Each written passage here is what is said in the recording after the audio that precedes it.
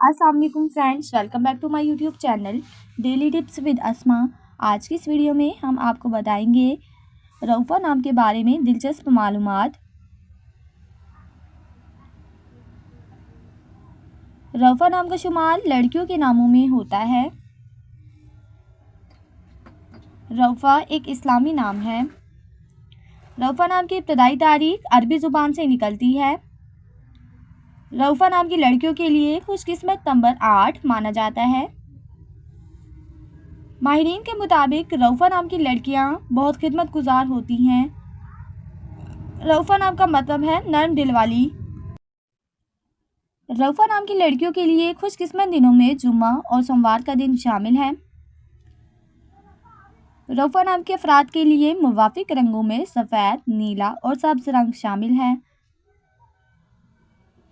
रऊफ़ा नाम के अफराद के लिए मुवाफिक पत्थरों में मरकत पत्थर शामिल है।